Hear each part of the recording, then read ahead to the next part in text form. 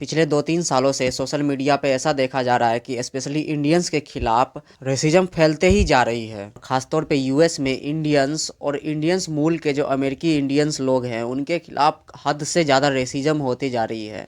इसका कारण ये है कि अमेरिकन्स को भारतीय लोगों से डर ये लगता है कि भारतीय लोग वहाँ पे जा कर के उनका जॉब खा रहे हैं। अब चूंकि उनके पास तो इतना टैलेंट है नहीं, वो तो नशे में ड्रग्स लेकर के वो भंड रहते हैं और भारतीय लोग यहाँ से पढ़ के जाते हैं, यहाँ से हायर एजुकेशन लेकर के जाते हैं। चूँकि भारत में तो जॉब है नहीं, भारत में तो ऐसे कोई कंपनी ने है ही नहीं जो ब्राइटेस्ट माइंड को जॉब दे सके। उनको तो लेबर चाहिए और चीप लेबर चाहिए। भारतीय कंपनीज का जो मालिक है उनका शेयर और प्रॉफिट तो बढ़ते ही जा रहा है, लेकिन वो अपने एम्प्लॉय को सैलरी देने के लिए वो कंजूसी करते हैं। वो चाहते हैं कि यहाँ के एम्प्लॉय मिनिमम सैलरी पे ही हमको काम करते रहें और बिहार से, यूपी से, बंगाल से, उड़ीसा से उनको चीप लेबर मिल भी जाता है, उसी में वो काम चला लेते हैं। लेकिन जो आईआईटी या आईआईएम से किए हुए जो स्टूडेंट्स हैं वो जैसा पैकेज एक्सपेक्ट करते हैं वैसा पैकेज भारतीय कंपनी का तो औकात नहीं है देने का, तो वो अमेरिका चले जाते हैं और उनके साथ वहाँ पे रेसिज्म होता है। अभी जो अमेरिका बना है, इकोनॉमिकली जो सुपर पावर है, उसमें 50% योगदान तो भारतीय मूल के लोगों का है। अगर भारतीय लोग जो भी वहाँ पे काम करते हैं अगर अभी अमेरिका से चले आए भारत, तो अमेरिका का इकोनॉमी 6 महीने भी टिकने वाला नहीं है, वो सीधा कोलैप्स कर जाएगा। वहाँ पे काम करने वाले लोग ही नहीं है। वहाँ के युवा तो ड्रग्स में झूमे रहते हैं, ड्रग्स में भंड रहते हैं दिन भर। 50% युवा तो ड्रग एडिक्ट है। क्राइम है अमेरिका में जो वहाँ के मूल निवासी हैं, तो काम वहाँ पे करने वाले कोई है नहीं। बाकी जो पॉपुलेशन है वो तो बूढ़ा हो गया है, बर्थ रेट कम है। तो अमेरिका का जो इकोनॉमी वो तो भारतीय लोग ही संभाल रहे हैं। अमेरिका में भारतीय लोगों का पॉपुलेशन 2% से भी कम है, लेकिन भारतीय लोगों का इतना दबदबा है वहाँ पर कि हर कोई लोग भारतीय लोगों से जलता है। पॉलिटिक्स हो, बिजनेस हो, एडमिनिस्ट्रेशन हो, हर जगह भारतीय लोग वहाँ पे अपना दबदबा कायम किए हुए हैं। क्योंकि वेस्टर्न और यूरोपियन लोग जो वहाँ अमेरिका में जाते हैं, लैटिन अमेरिकन लोग जो वहाँ पे जाते हैं, वो इंडियन मूल के लोगों के साथ compete कर नहीं पाते हैं। तो अब वहाँ पे भारतीय लोगों के साथ रेसिज्म एक स्ट्रेटजी के तहत भारतीय लोगों के खिलाफ एक रेसिज्म फैलाने का एक मुहिम चलाया गया है सोशल मीडिया पे या ऑफलाइन भी, कि इनको खुद के नज़रों में ही गिराया जाए। इनको बताया जाए कि तुम थर्ड वर्ल्ड कंट्री से आए हो, तुम अनसिविलाइज्ड हो। इस तरह की चीज़ों से भारतीय लोगों का मॉरल डाउन किया जाए ताकि वो अमेरिका छोड़ के चले जाए और हमको जॉब मिल जाए।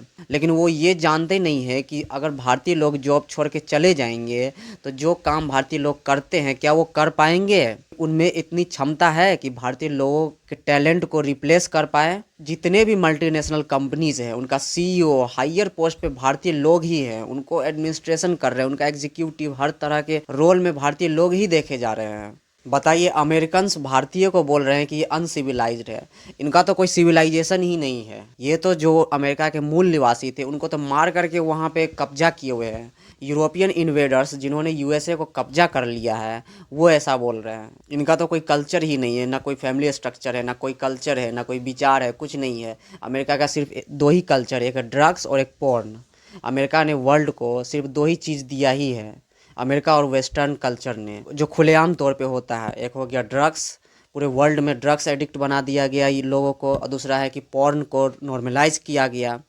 बस यही योगदान है इनका, और इनका कोई पॉजिटिव योगदान है नहीं वर्ल्ड में। डोनाल्ड ट्रंप का इलेक्शन कैंपेन था makes America great again. American के हिसाब से अमेरिका कभी ग्रेट था तो उनको लगता है कि फिर से ग्रेट बनाएंगे। अमेरिका किस बात का ग्रेट था? अमेरिका में ऐसा ग्रेटनेस का क्या चीज़ है ये बताइए हमको। अमेरिका ने ऐसा पॉजिटिव चीज़ वर्ल्ड को दिया क्या? आज से 80 साल 100 साल पहले जितना यूके का दबदबा था पूरे वर्ल्ड में, इन्फ्लुएंस था, उतना दबदबा तो अमेरिका का कभी हुआ भी नहीं। 200 सालों तक जिस यूके ने ऑलमोस्ट वर्ल्ड के लगभग सभी देशों पर राज किया, आज उसका कोई रेलेवेंस नहीं है। आज जियोपॉलिटिक्स में उसको कोई पूछता भी नहीं है यूके को। 20 साल 25 साल बाद अमेरिका का भी यही हाल होने वाला है। उनका रिलेवेंस ख़त्म होने वाला है। जियोपॉलिटिक्स में उनका कोई रिलेवेंस होने वाला नहीं है, उनको कोई पूछने वाला नहीं है, क्योंकि वो एक थर्ड वर्ल्ड कंट्री हो जाएगी। उनके ओपिनियंस, उनके विचार पर कोई ध्यान भी नहीं देगा, जैसे यूके का आज हाल है। तो इसी डेस्परेशन में वो है, डेस्परेट हैं। जैसे कोई हारने वाला होता है तो आखिरी के कुछ मोमेंट्स में वो फड़फड़ाता है, उनको लगता है कि क्या हो गया हमारे साथ। तो यही हाल अमेरिकन्स का है, और ये 20 साल बाद थर्ड वर्ल्ड कंट्री बनने वाले हैं। इनके पास वर्क फोर्स ही नहीं है, इनके पास लोग ही नहीं है जो काम करेंगे। ये जो यंग बच्चे जो फ्यूचर में काम करते हैं ये तो ड्रग्स में डूबे हुए हैं। अमेरिका में काम करेगा कौन? ये इतने डेस्परेट हैं कि इंडियंस के खिलाफ ही रेसिज्म चूँकि और सोचिए कि इंडियंस वहाँ पे सबसे ज़्यादा काम करते हैं, सबसे ज़्यादा मेहनती होते हैं, और दूसरे लोग जो जाते हैं वो तो क्राइम भी करते हैं, लेकिन उनके खिलाफ रेसिज्म नहीं होता है। इसलिए क्योंकि ये इंडियन से जलते हैं, ये कम्पीट कर नहीं सकते इंडियंस के खिलाफ किसी भी मामले में। और दूसरा चीज़ है कि भारतीय कल्चर, जो इंडियन कल्चर है, योगा है, उसका दबदबा और इन्फ्लुएंस पूरे वर्ल्ड में फैलता जा रहा है, और वेस्टर्न कल्चर इससे सबसे ज़्यादा डरे हुए हैं। उनको लग रहा है कि ये भारतीय कल्चर का जो दबदबा और इन्फ्लुएंस फैलता जा रहा है, इससे हमारा इन्फ्लुएंस तो ख़त्म ही हो जाएगा, हमको तो कोई पूछने वाला ही नहीं रहेगा, हमारा सॉफ्ट पावर तो बिल्कुल ही ख़त्म हो जाएगा भारत के सॉफ्ट पावर के सामने। सोशल मीडिया पर और ऑफलाइन पे भी एक स्ट्रेटजी के तहत एक कैंपेन चला रहे हैं कि इनके खिलाफ रेसिज्म फैलाओ, इनको मोरल डाउन करो। जो इंडियन पॉलिटिशियन वहाँ पे भी हैं, जैसे विवेक रामास्वामी हो गया, उनके खिलाफ रेसिज्म फैलाया जाता है,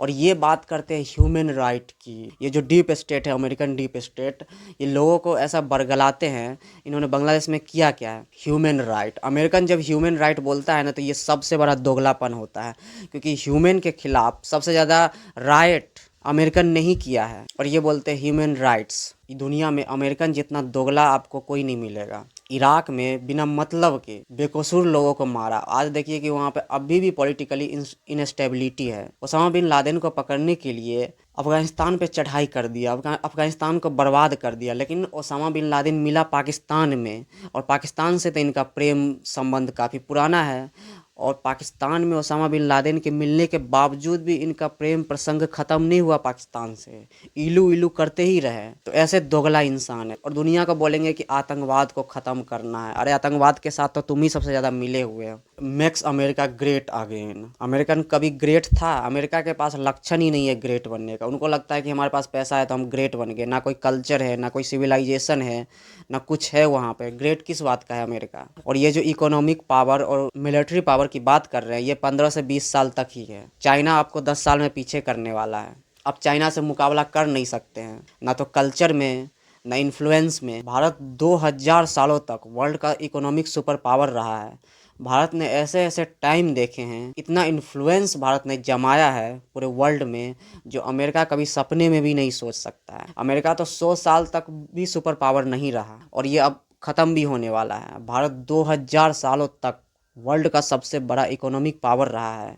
कल्चरली भारत का इन्फ्लुएंस हर जगह देखने को मिलता है, और ये उन लोगों को बोलते हैं अनसिविलाइज, और ये वो लोग बोलते हैं जो खुलेआम पॉर्न सप्लाई करते हैं। पॉर्न इंडस्ट्री है वहाँ पे। अमेरिका के पास ऐसा पॉजिटिव चीज़ है क्या जो वर्ल्ड को दे सकता है? आप ही बताइए, कोई आप हमको बताइए कि अमेरिकन के पास ह्यूमन के लिए, ह्यूमन काइंड के लिए ऐसा क्या है जिसके लिए ये वर्ल्ड अमेरिकन को हमेशा थैंकफुल रहेगा, हमेशा याद रखेगा?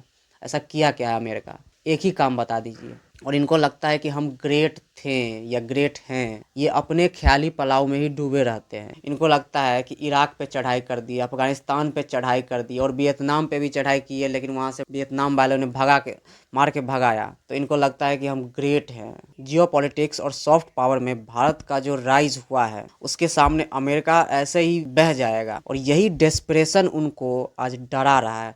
डोज में जो व्यक्ति भारत के खिलाफ रेसिज्म फैला रहा था सोशल मीडिया पे, उसको पहले तो हटाया, लेकिन वहाँ का जो कंजर्वेटिव क्रिश्चियन हैं, उन्होंने मांग उठाया कि इस व्यक्ति को फिर से डोज में लाओ, ताकि ये भारत के खिलाफ फिर से रेसिज्म फैला सके। लेकिन ये फेक रेसिज्म से कुछ होने वाला नहीं है। भारत का दबदबा अमेरिका में वैसे ही रहेगा जैसे यूरोपियन ने अमेरिका को कब्जा लिया। और मुझे तो ऐसा लगता है कि आने वाले 100-200 साल में जैसे यूरोपियन ने अमेरिका को कब्जा लिया, अमेरिका के नेटिव लोगों को, वैसे ही भारत कब्जा लेगा। और इसमें कोई आश्चर्य की बात नहीं है। जिस तरह से भारत का पॉलिटिक्स में, इकोनॉमिक्स में, एडमिनिस्ट्रेशन में हर जगह दबदबा है भारतीय लोगों का, और कौन कर सकता है? भारतीय लोग ही वहाँ पे छाएंगे।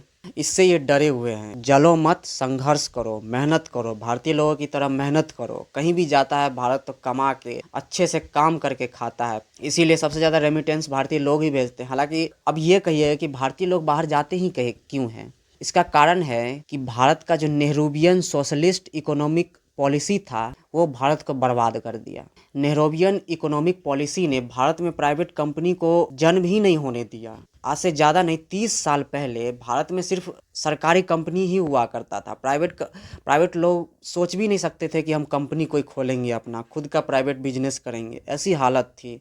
जॉब का मतलब ही होता था सरकारी जॉब। प्राइवेट जॉब को लोग हंसी में उड़ाते थे कि ये प्राइवेट जॉब करेगा, उसको नीचा समझते थे। भारत में जॉब ही नहीं था, सिर्फ एजुकेशन था और गवर्नमेंट जॉब था। ये तो पीवी नरसिम्हा राव ने थोड़ा बहुत खोला इकोनॉमी को, लिबरलाइजेशन किया। और ये कांग्रेसी इसी के कारण पीवी नरसिम्हा राव से हेट करते हैं, क्योंकि पीवी नरसिम्हा राव ने नेहरूवियन सोशलिस्ट इकोनॉमी के खिलाफ जा कर के भारत की इकोनॉमी को लिबरलाइज किया। और 7-8 सालों से भारत का इकोनॉमिक मार्केट बहुत ही ज़्यादा लिबरलाइज हुआ है। तो भारत में अब अच्छा हुआ है, थोड़ा सा कैपिटलाइज भी हुआ है, कैपिटलिस्ट भी आ रहे हैं भारत के मार्केट में।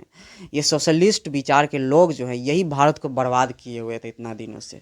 यही कारण है कि भारत में जॉब का कमी था और भारतीय लोग पढ़ लिख करके भारत में ब्राइटेस्ट माइंड अमेरिका को ग्रेट बनाने के लिए गए थे। अगर भारत में कंपनीज होती, भारत में अपॉर्चुनिटी होती, तो क्या ये लोग जो अमेरिका में जा कर के अमेरिका के इकोनॉमी को इतना बूस्ट किए हैं, ये भारत में काम नहीं करते हैं? लेकिन ये जो नेहरूवियन और कांग्रेसी खानदानी लोग हैं, इन्होंने कभी इस चीज़ के पे सोचा ही नहीं। भारतीय लोग अमेरिका में जा कर के अमेरिका को इतना आगे कर दिए।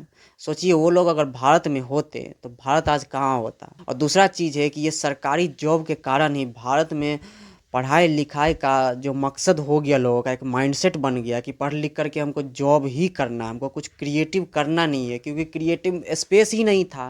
तो ये माइंडसेट अभी भी है लोगों में कि पढ़ लिख करके हमको जॉब करना है, कुछ क्रिएट नहीं करना है, जॉब क्रिएट नहीं करना है, बिजनेस नहीं करना है।